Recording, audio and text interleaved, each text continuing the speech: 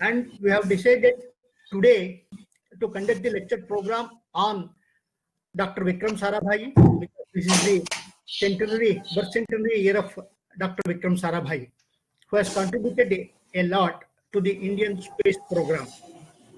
Therefore, we contacted and invited Dr. Sri Haldodderi Sudhindra to deliver this lecture, and he has accepted our invitation, and he is present today with us for this lecture. Most of our audience, they know about Professor Haldodderi Sudhindra.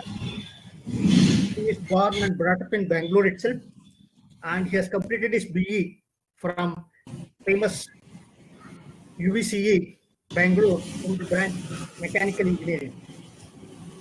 Then he did his MTech from IIT Madras. Then he worked for many organizations, especially if I want to mention, he was a scientist in DRDOઃ. Then he was the general manager in HAL, and his specialization is the aeronautical engineering. Then he moved on to teaching profession. He was a professor in Jain College in Aeronautical Engineering Department, and he was also worked for some time as the subject matter expert for the Quest Exports Global Engineering Company. And he's a very good speaker also, and moreover, he is famous as a science writer.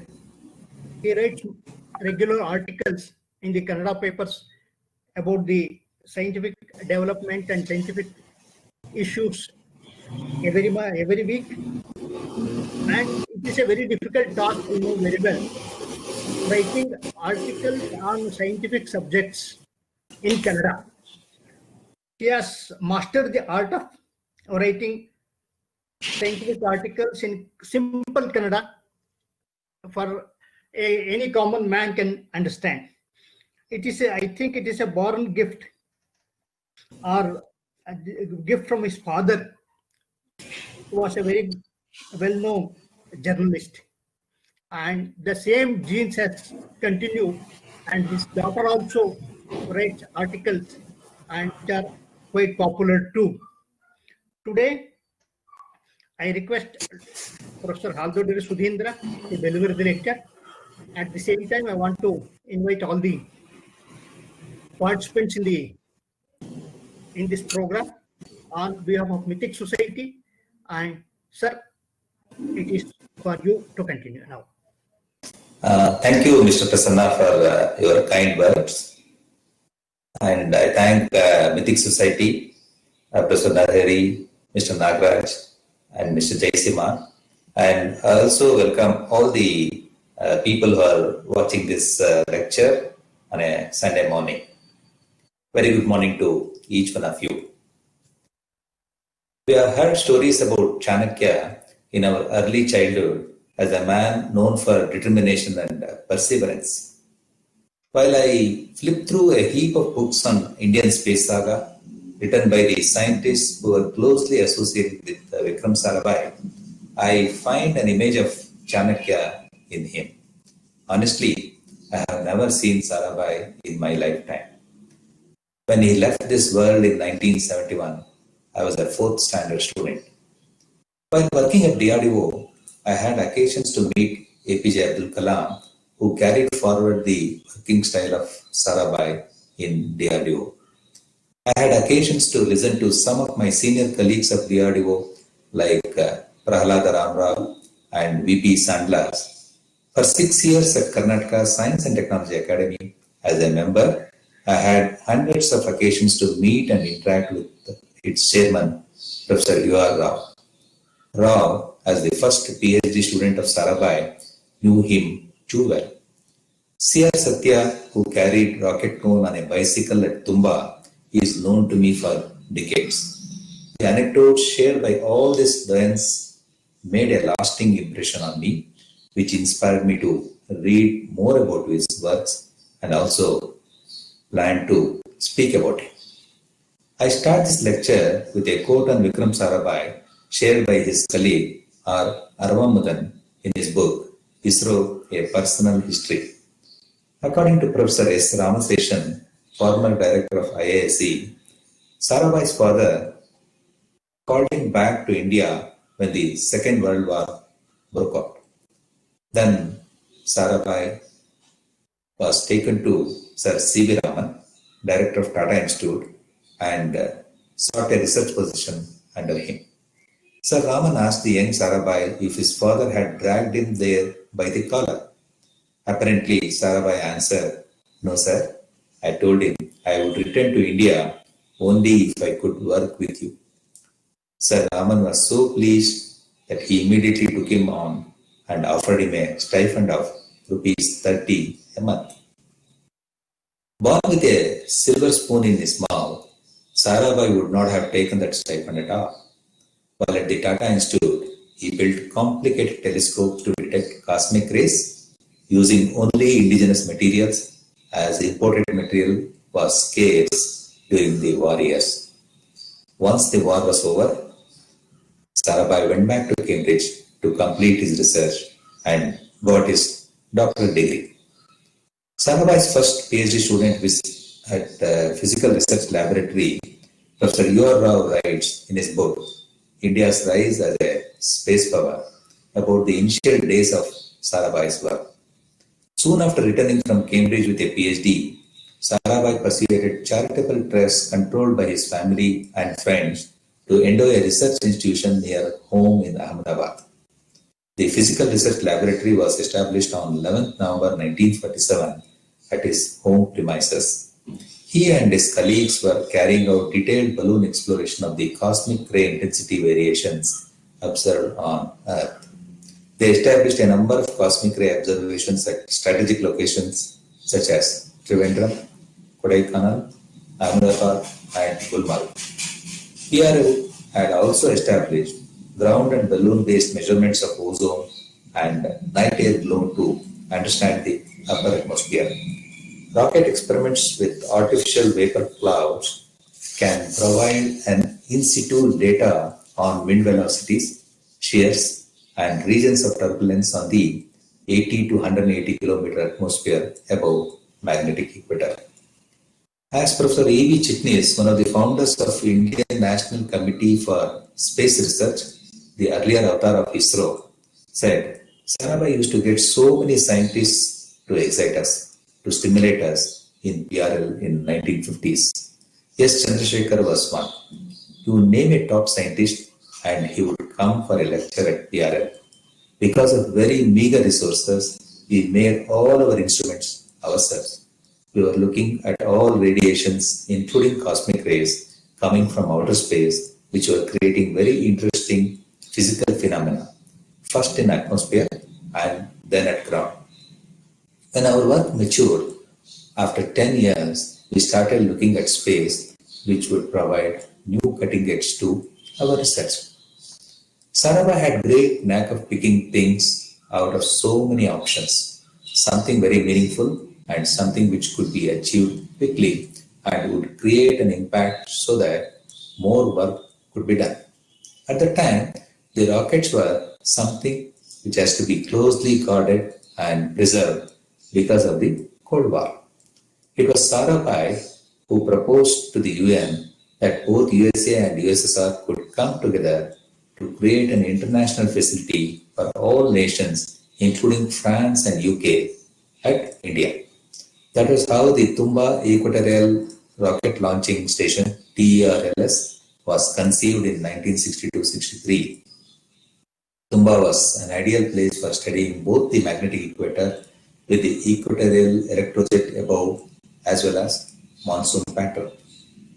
On the one side, it was good science, and on the other, it was a very practical diplomacy at the UN. Sarabhai believed in one thing: whatever you were doing must be relevant to the country's needs. Between 1955 and 1960, Sarabhai encouraged many scientists who did their PhDs at PRL to go abroad for higher studies at MIT, Harvard, University of California at Los Angeles, and even NASA. You name a top science institution, you could find an alumni of PRL those days. Many who came back and acquired some basic background of space research. With the availability of talent pool, Indian National Committee for Space Research, INCOSPA, was constituted in the Department of Atomic Energy in February 1962 under the chairmanship of Sarabhai. In this context, one must remember that as early as 1958, the science policy of the country was laid down by Prime Minister Nehru with the help of Komi Jayangir Baba. TRL was a small laboratory without much infrastructure. INCOSPA was just a committee, but Sarabhai could gather people and motivate them to work for space program. The Institute of Geomagnetism threw open its facilities for INCOSPA. The Indian Meteorological Department, IMD's teleprinter machines were offered for communications. Scientists like Chitnis got engaged even on searching a suitable site for laboratory building, plan for the roads, launch pad, and housing colony. Scientists visited NASA and space agencies from Britain and France. The experts from those countries too visited India. Many international collaborations were struck by Baba and Sarabhai. Americans provided Nike, Apache, USSR provided M100, and France provided Centaur sounding rockets. The French gave us a radar, and our scientists upgraded it. Germans came with the barium payloads, and the Japanese came with X-ray astronomy payloads. France provided sodium vapor payloads. USSR provided a helicopter. India launched its first rocket on 21st November 1963, while scientists from many countries visited India to launch their payloads with their rockets. Indian scientists learned the art of rocket launch, data acquisition, and payload building. The TERLS was dedicated as a UN facility with investments on infrastructure from many countries. In the meanwhile, Sarabhai was looking for an alternate launch pad in the East Coast. When his colleagues suggested Sriharikota, Sarabhai took the Dakota of the Hindu newspaper to survey the site. Within 2 months, 29,000 acres of land was acquired with the negotiations of Sarabhai. When Intelsat organization was born in 1964, Sarabhai decided to enroll India into it. But India had a very poor record of international communication traffic that we got only 0.5% share in the Intelsat. It was according to traffic. America got 65%. Next was the UK with 13%. And to get one vote in Intelsat meeting, you had to have 1.5% shares. So there was a requirement of teaming with two other 0.4% shareholders or one with 1% share to have some say in the meeting. It was thus heavily loaded in favor of the US. Steve Chadwick was the president of the organization, and Sarabhai had a good rapport with him, and India could get a say in Intelsat, not just him. Sarabhai could converse with Robert McNamara, US Secretary of Defense, or Hugh Thant, the UN Secretary General. Sarabhai always dreamt of building a communication satellite of our own. Way back in 1964, he had deputed Chitnis to use the aircraft company in Los Angeles to see how satellites are made. To impress the government, Sarabhai initiated Krishi Darshan experiment to see how television could be effectively used for agriculture. At a time when India neither had television connectivity nor a satellite transponder. Professor Ishpal Koch and Siren, Sarabhai went to Prime Minister Indira Gandhi and said, "We want to test whether space could be used for broadcasting radio and TV programs." She said, "But where are your rockets and how can you test?" Sarabhai replied, "I have friends. We have scientific friends in America, everywhere. Let us see what we can do." Sarabhai managed to persuade the Americans to move one of their experimental satellites with a transponder for beaming TV programs a little closer to India so that we can send TV programs and up and they can come all over the country. Once this deal was struck, he informed the Prime Minister, and 80 villages around Delhi were covered in this Krishi Darshan program. Sarabhai succeeded in setting up an experimental satellite communication earth station at Ahmedabad in 1967. India decided to join Intelsat and build its own commercial Earth observation station. The decision to entrust the responsibility of establishing an operational Earth station with a fully steerable 97 feet parabolic antenna to the ISRO was not an easy one. You now recalls E.V. Chitnis telling him about how Sarabhai went to P.N. Axer, who was the influential principal secretary to the Prime Minister, and virtually shouted at him. Sarabhai seldom did this shouting, saying, Mr. Axer, who is leading our country? Why should we be dictated to import an earth station when our own engineers can build it in India? Axer was obviously very impressed and took Sarabhai to the Prime Minister, who ultimately decided to entrust the responsibility of building the operational Intelsat Earth Station to the ISRO.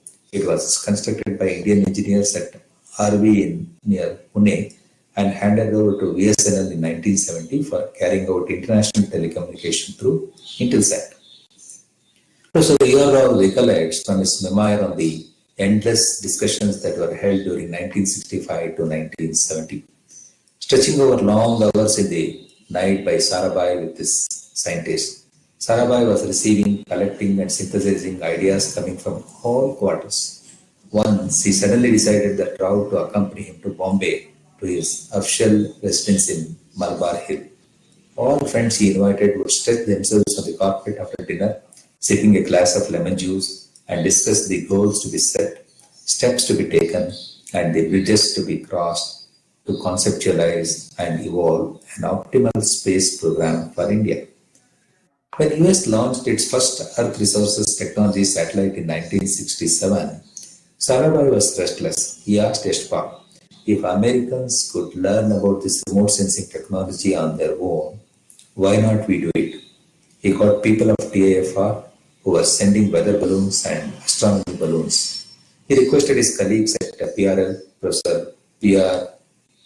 Pishroti, to develop remote sensing technology for a satellite. Pishroti did pioneering experiment of detection of coconut wiltroot disease using a 70mm Hasselblad camera of US mounted on a helicopter provided by USSR. The infrared false color images taken from an altitude of about 300 meters were clearly able to identify the coconut plantation attacked by disease from the healthy coconut trees well before the appearance of visual symptoms. This is considered to be the first success of remote sensing in India. C.R. Satya recollects an interesting incident of 2nd February 1968. He says, we were getting French Centaur rocket ready for the VIP launch at Tumba. Vikram Sarabhai decided to invite Prime Minister Indira Gandhi to dedicate the Tumba Equatorial Rocket Launching Station to UN. Foreign media representatives gathered at Tumba to cover this historical rocket launch. Satya's responsibility for the program was to get the rocket cone filled with 2 kilograms of sodium vapor with proper sealing and safe delivery to the 3-kilometer away launch site by 3 p.m. A jeep was scheduled to pick Satya and his instrumentation assistant Velappan Nair by 2:30 p.m. In the melee of VIP reception, the logistics in charge had forgotten to dispatch the jeep to pick the rocket cone. Satya's attempts to reach the transport department on a phone failed. Bicycles were a common mode of transport in those days for all the scientific community in Tumba. Satya saw an abandoned, deflated bicycle near his workshop and decided to transport the payload-filled rocket cone on the bicycle carrier. As the weight on the carrier was around 30 kg, both Velappan Nair and Satya changed their position at the bicycle handle by rotation. On their way, a profusely sweating white-skinned fellow with a camera descended from his bicycle. He started capturing the bicycle journey of rocket cone and requested the DO to proceed naturally without turning back. Jubilant photographer introduced himself as a representative of Life magazine of time to Satya had found an innovative idea of drawing carbon under Kalam's guidance. During one of Sarabhai's visits to Tumba, Kalam had shown the machine to him. Impressed with the machine, Sarabhai planned to switch on the machine by the Prime Minister. After the rocket launch and subsequent dedication of the station to the UN, on that day, PM was invited to the rocket engineering division. Pointing his fingers towards Satya, Sarabhai said to PM, "The same engineer is waiting for you to switch on the machine." Smiling, Indira Gandhi asked Satya, "Is it so this machine do?" Nervous to the core at the moment, Satya briefly explained the machine's working and its importance. "I'm glad to know about it. Where is this switch?" asked the jubilant Prime Minister. In June 1968, Sarabhai held a joint meeting with NASA, and which was held to take a proposed ATS-6 satellite. It was $180 million satellite with a 2-year life, thus taking a claim that we should have it for 1 year. By the time, because of our space science experiments from PRLS, we had UN sponsorship and such a close cooperation and good relationship with NASA, and they were in our favor. But Brazil also wanted it. US President Lyndon Johnson appointed a task force to determine whether it should be given to Brazil or to India. Mass communication expert Wilbur Schramm was the task force chairman, and with him was Ed Rogers of Stanford University. Sarabhai's personal contact with both of them helped in getting a report in favor of India. The experiment of Krishi Darshan 2 impressed the task team. President Johnson accepted the report and ruled that when the satellite gets ready, should be made available to India for 1 year. When UN organized its first conference on the peaceful uses of outer space, Sarabhai was invited to take the role of Vice President and Scientific Chairman of the conference.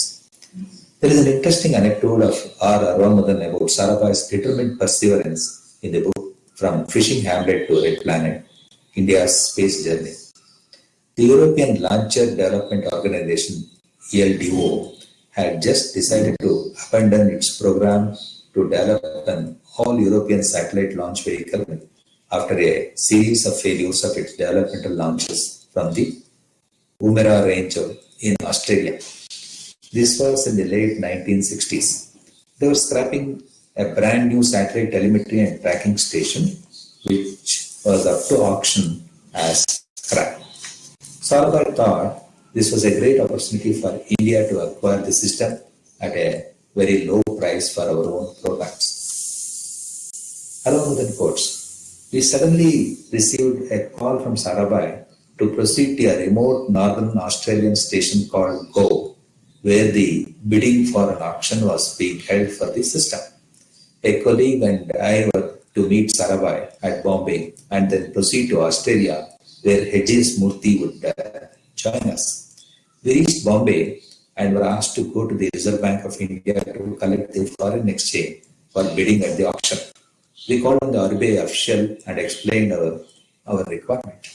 Those were the days of stringent foreign exchange regulations and severe scarcity of our currency. The RBI official looked at us in amazement and disbelief for having the audacity to demand the release of foreign exchange to two unknown novices, that too in the form of an open demand draft for bidding at a foreign auction. This was unheard of, and he briskly told us to vacate the premises. We did not know what to do and did the only thing that we could think of, namely to telephone Sarabhai and give him the bad news. Sarabhai asked us to wait in the outer office and said that he would get back to us soon. Sure enough, we had a feedback soon, not from Sarabhai, but from the same official who asked us to get out. He rushed out from his office and personally requested us to accompany him inside. He told us to kindly wait for a few minutes and the demand draft would be ready. He wanted to know on whose name the draft should be made. We were wondering at the sudden transformation of the official. Only later we learn what transpired. Apparently, Sarabhai had telephoned the Union Finance Minister at that time, Y.B. Chavan, and he in turn had personally telephoned the spoon official to immediately release the foreign exchange. All this while were standing in the corridor. Such was the charisma and style of working of Sarabhai. The team finally managed to negotiate the purchase of a complete ground station at about 10% of its original cost and arranged to ship it to Madras.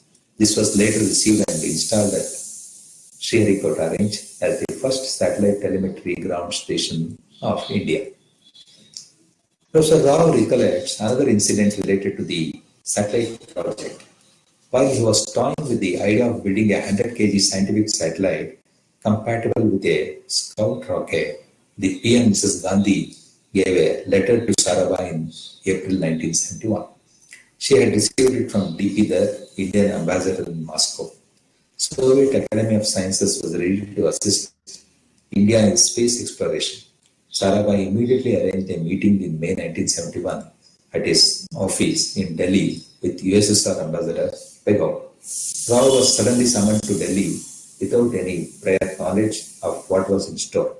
After the initial briefing by Sarabhai, Rao was required to present technical details of the satellite being designed and the type of vehicle needed for launching the satellite.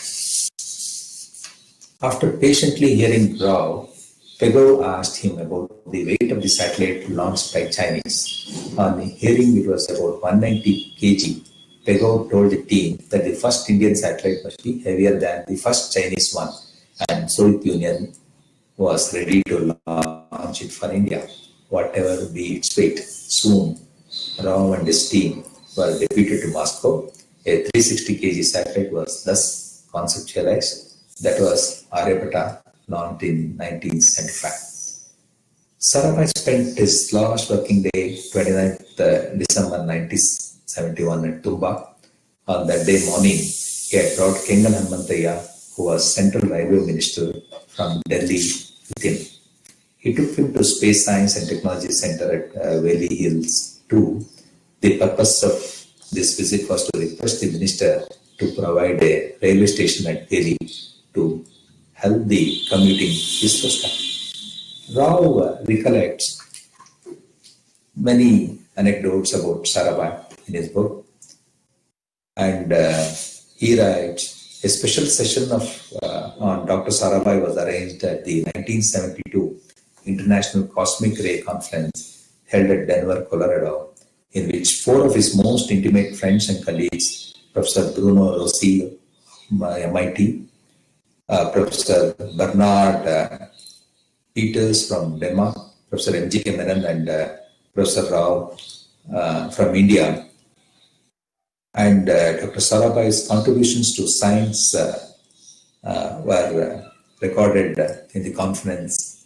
The stature of Vikram Sarabhai as a scientist depends not so much on any specific achievement as on unique character of this scientific personality.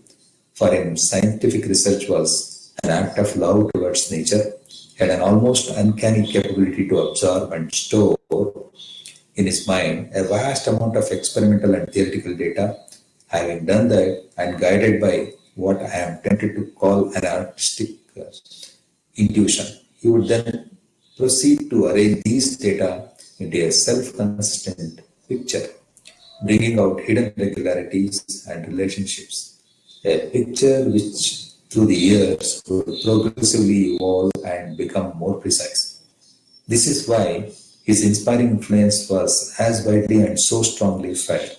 This is why it dealt such a hard blow not only to the personal feelings of his fellow scientists, but to science itself. Rao writes, I believe that Vikram's stature does not come because he was merely a great scientist. As I summed up in my talk at the 1972 International Cosmic Ray Conference at Denver, the country as well as the world have seen many a great scientist or an administrator, industrialist, social reformer, manager, or skilled diplomat. Vikram's unique stature lies in brilliantly combining all these roles in himself was able to combine his intense desire to establish new institutions and innovate traditions with an excellent sense of economics and managerial skill. Above all, he was a warm person, always smiling and never losing his balance, even in the face of most adverse situations. He had a great dream, which was to help India to leapfrog into a new era of science and technology with a human face and use advanced technology as an initiator of change and development for providing a substantial qualitative improvement in the richness of both rural and urban life. Many of us, or his colleagues for over 2 decades, firmly believed and intimately shared his dreams. It is this rich legacy which he left behind, which was to guide us in the development of our space programs. Professor Jacques Blamont, the founder of French space agency CNES, his quotes for Sarabhai, the only method by which India could catch up with the developed countries was to bypass the usual stages by exploiting the most modern technology, a process he called leapfrogging. He dreams with Lamont. He once total station transmitting to a satellite education programs prepared by an excellent professor somewhere in a specialized organization, and the satellite relaying these programs to tens of thousands of villages where television receivers would display them to the local farmers. Lamont had this visionary dream of Sarabhai when the world's first ever telecommunications satellite Telstar had just been placed in orbit in August 1962, and the first geostationary satellite Syncom had not yet been launched. Sarabhai's vision appeared as a mark of a genius, and Blamont decided to help him as much as he could. Now, before I conclude this talk, if India can claim on the top slot of space research, it is visionaries like Sarabhai and supported by Homi Jahangir Baba. An excellent institution was built. It's not just building some infrastructure. Both these scientists built excellent team of scientists, administrators, managers, and who carried out the legacy of Sarabhai in the next decades. And on this day, year after the centenary celebrations of Sarabhai, I have an opportunity to speak and share some of the anecdotes of Sarabhai's colleagues with all of you. Thank you for a very patient hearing. Namaste.